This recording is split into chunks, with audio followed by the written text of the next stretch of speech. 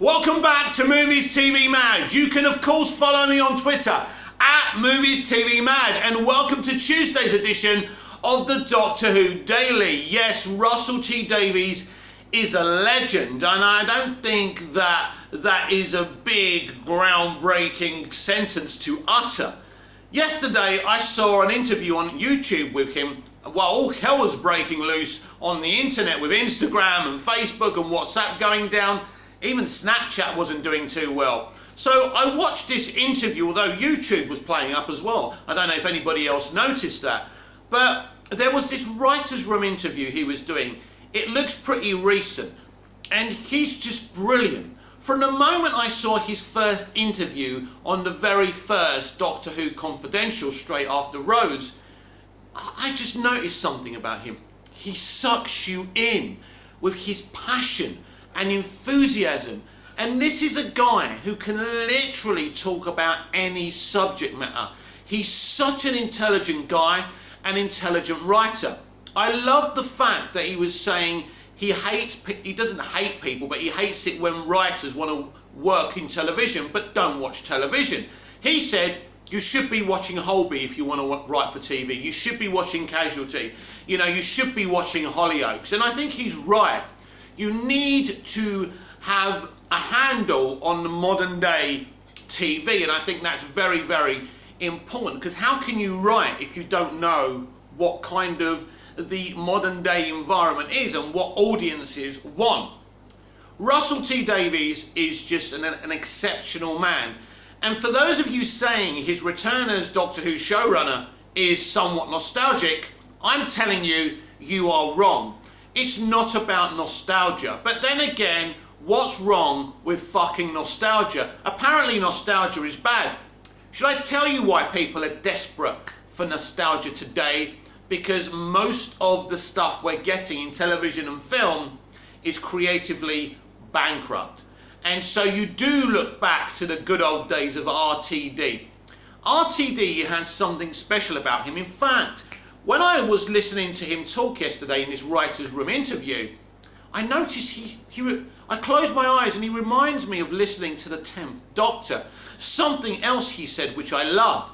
He said the Doctor is the hardest character to write for. Doctor Who is the hardest show to write for because the Doctor is more cleverer than any writer. He or she has all this knowledge. In fact, he referred to the Doctor as a he. Some people are adding 2 and 2 and getting 6. Don't think that means that he won't cast a female Doctor.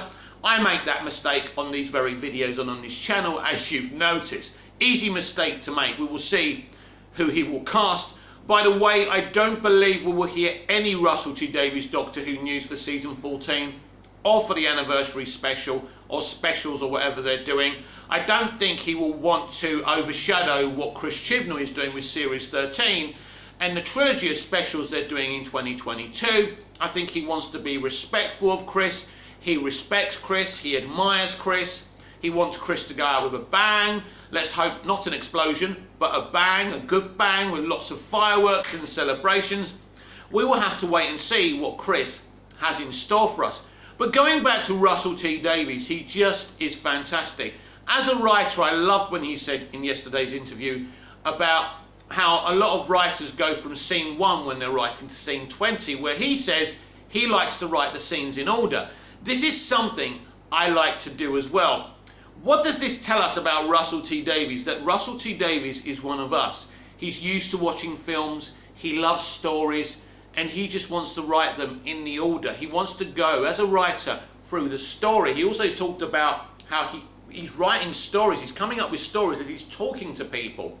And sometimes he feels that maybe the writers have got so much power over their characters, but the writers shouldn't seem more smarter than their characters, and that's how he got into the Doctor being smarter than any writer. So he's hugely captivating to listen to, Russell T Davies. Everything he says is so interesting and so spot on. He's a marvellous individual. I can't think of a better person to run Doctor Who. This is why he was able to, attract children to Doctor Who, and mums and dads and single people and women and men and, and gay people and, you know, transgender people and all different types of people.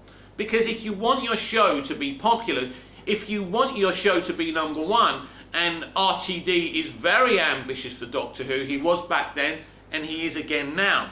He's not just coming back for nostalgia. That's what I'm trying to explain to you all. It's going, you know, this is, you see the reactions to his return as showrunner. There's a lot of excitement. Some people are not as excited as others. But that's why some people do have agendas in terms of Doctor Who, and they're obsessed with representation and inclusion more than Doctor Who being great. I've got the stance that you can be inclusive and representative while still being entertaining, and if anyone can do that and has proven they can do that, it's Russell T Davies. He's done it with Queer as Folk, It's a Sin, etc, etc, etc. So look, the man's a genius. The man's a genius, and I can only imagine the, you know, the exciting things he's got planned for us. Now, I was talking to someone, a Doctor Who fan, yesterday, and talking about maybe the toxic environment in the early era of RTD's Doctor Who. Now, the John Barrowman thing has come out. As I mentioned yesterday, he has been fired by ITV, but they've still given him some other show. Look, it's very difficult. It's a difficult situation. Even Julie Gardner referenced what he was doing, and he was reprimanded. He was doing some things that you wouldn't want done on a set. He was complained about, but there were never any complaints again. Now, the problem with all of this is, how do you look at it? Do you look at it in terms of he's done a really bad thing and he should never be forgiven? Or is it that, you know, live and let live? He's done stupid things in the past. They've been brought up. Basically, because of the Noel Clarke stuff, this was brought up as well. And so I don't know if we'll ever see him as Captain Jack again. And I don't know how RTD feels about this. The last thing Doctor Who needs right now is controversy, is for people to be upset. But we will have to wait and see. Captain Jack Harkness was a brilliant character. Looking at the way Chibnall wrote him, he didn't feel the same anymore. But obviously RTD, as I've just said about his interviews and the way he speaks, he can inject life and fun into anything. And I think Russell and John worked very well together. Whether we'll ever get a John Barrowman-led Torchwood again, whether or not he will cameo in the RTD2 era of Doctor Who, I don't know. As I say, these are very, very tread carefully moments. But in terms of RTD, and I must say this was the best move for Doctor Who now. Because Doctor Who's a mixed bag right now. Doctor Who has been consistent since the latter era of the Moffat era. Moffat was getting tired. He wanted to leave before he left. It was a problem. You could see it within the writing. You could see it. You could see the man was tired. He wanted to leave, and they wouldn't allow him to leave. And he didn't just want to leave Doctor Who to drown.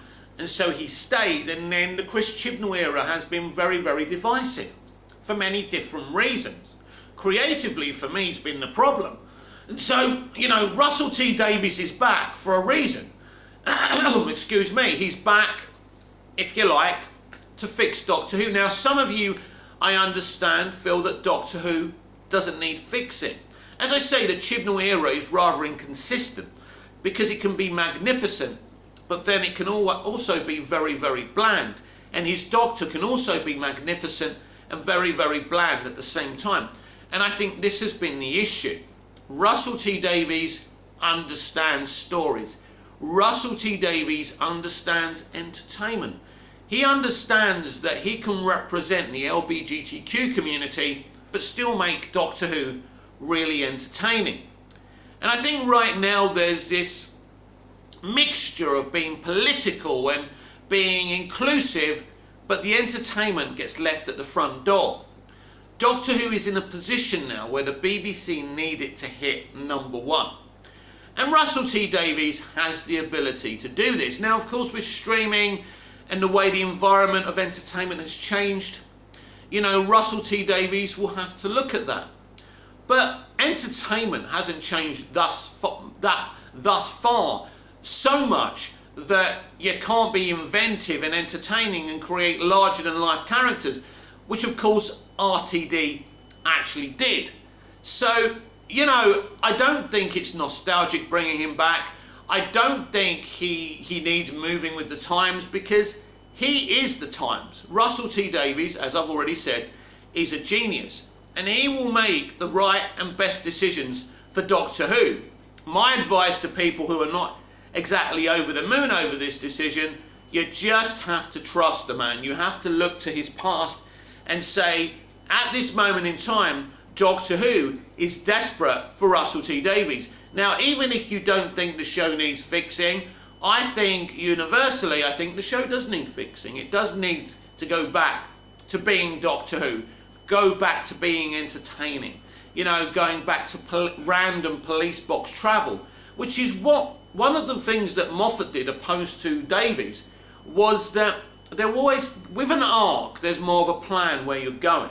And I think one of the elements of Doctor Who under RTD, it's the same as The Unquiet Dead.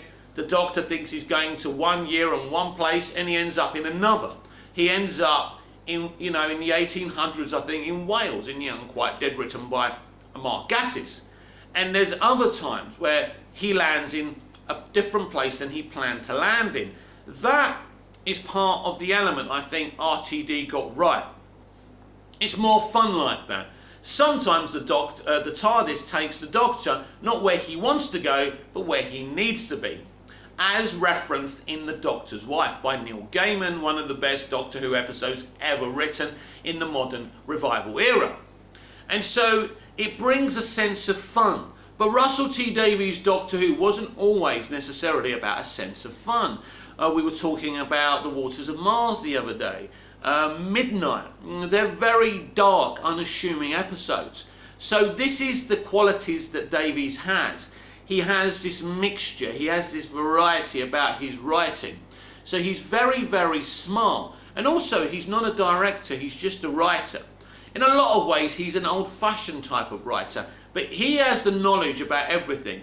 He understands fantasy and sci-fi as well as gritty, realistic storytelling. And he can execute anything. I think it's interesting when you look at a writer where he came from before he did Doctor Who. It's utterly surprising how good he is at fantasy and sci-fi. That's one of the things that surprised me about Russell T Davies. So he's got all of these things in his locker, and I think Doctor Who can return to being this random police box travel show, but also great characters, great moments. You know, when you think about the RTD era, there's so many things we can, again, that word nostalgia, be nostalgic about. But I don't think he's coming back to do his greatest hits. There may be some different things, but at the end of the day, the man is smart enough and intelligent enough to know that times have changed, and there's certain things he may have to do differently. So I have no idea what he's planning, what he's planned. As I mentioned the other day, he could have already decided who his next Doctor is. I think the plans have been there for some time. I think the plans may have been there since season 12 of Doctor Who. I think they knew they couldn't, you know, continue with Chris Chibnall. There were rumours that he was going to stay to cast another Doctor. You know, RTD had 2 Doctors. Moffat had 2 Doctors. And they normally, within the revival, like to go with tradition, having a Doctor there for 3 series, 3 seasons. Now obviously Eccleston stayed for 1 because there were problems within the production, so that was different. But, you know, it's been consistent for a Doctor to have 3 full seasons. So David Tennant, the 10th Doctor, had seasons 2, 3 and 4, including the specials, which wasn't a full season. Matt Smith had 3 seasons. Peter Capaldi had 3 seasons, if I remember rightly. So there's been that tradition. But, you know, Moffat was there from season 5 till, what was it, was it season 10, right? So he did 5, 6, 7, 8, 9, 10, 6 seasons. And Davies did 5 years. And so I think we can conclude with Chibnall only doing 3 years, or 3 seasons should I say, that spanned quite a few years, that he was removed purposely, and a lot of people are in denial about that. If Doctor Who under Chris Chibnall was going so well, he would never have been removed. I think the reason Moffat was there because they couldn't find an answer, a replacement to Stephen Moffat, and I think that was the problem. That's why Stephen had to stay there longer than he really wanted to. And I think when you look at Chris Chibnall going so soon, I think it's obvious he needed to be removed, and that's what's happened. And I think they've tried to do it as gently as possible. So from the outside looking in, it looks like more of a celebration that he's had a successful stint, because not all the audience is as knowledgeable as we are. A lot of the audience are random and don't really understand how entertainment and television and films work. And so to them it will just be another era of Doctor Who ending. But yes, I feel he was removed. He was fired because once the reaction to the Timeless Children came out, his position was untenable. Whether you like what Chibnall's done or not. I'm not totally hateful and disgusted at the Timeless Children. I'm intrigued to see how it all ends up, but there's no question about it. When you upset your core audience, which he did, your position is untenable. And being in denial about that is just no good. He was removed for a reason. And you denying that doesn't make your denial true. Whether you like him or not, it hasn't worked out. It hasn't been a successful run. I'm sorry. It simply has been inconsistent creatively and in terms of ratings and, selling the merch and selling the DVDs and Blu-rays. People as a whole haven't bought into the Chibnall era. And that's the obvious reason why Russell T Davies is back. He's back to settle it down for 2 or 3 years, then hopefully take a Godfather role, which is what he should have done when he left in the first place. That was the problem, and bring someone else in. And I think if he can do that, if he can settle the ship, then we've got Doctor Who back at the very top. And I think that every Doctor Who fan, hopefully, and actually this is not true, wants Doctor Who to be at its very best. There's some people who wanted to make the point, wanted to show and prove that the revival is a failure, that they wanted Doctor Who to take a rest. Well, Doctor Who is not going to take a rest, and I'll tell you why. Because Doctor Who is the hugest IP that the BBC have, and the potential of its making money and for it to go on a popularity is still there, and there's no one better than Russell T Davies to do that. Why? For every reason that I've already mentioned, but the fact that he's already done it. So that's why they've gone back to him, and they've relented in their control over Doctor Who, the BBC. Now, I've explained this before, but I'll explain it to you who are hard of hearing, who are in the back row and are in denial. And this is why his return isn't about nostalgia. They have relinquished control to Bad Wolf Productions and Russell T Davies. If Russell T Davies couldn't get control of Doctor Who, more control than he had originally, by the way, he wouldn't be coming back. But the BBC were on their knees and had no choice. And that's why RTD is back, and that's why Bad Wolf Productions are back. They're going to do things their way, whether you like their way or not. That's what they're going to do. And Jane Tranter, Julie Gardner and Russell T Davies, if you don't agree with anything else, I think you'll agree, are all big Doctor Who fans. This is a good thing. Entertainment right now in the West, in English-speaking countries, has gone down a road, a political road that believes that men are the insipid evil, and programming for straight white males is the insipid evil. But you can program for straight white males, but you can also program for minorities, all on one show, and women and the LGBTQ community. You can do it all. You don't have to disqualify straight white males to, to program and attract those other demographics. And I think that's what's happened in entertainment. It's the toxic disqualification of the straight white male thinking you can't program for the other people as well as straight white males. You can do it all. And I think this is what happened to Doctor Who. They were looking to move away the straight white male and bringing in a more inclusive representative audience, but that audience on its own cannot hold up a show like Doctor Who. Doctor Who is such an old, iconic, long-running show that it appealed to the straight white male in the 60s, the 70s, the 80s.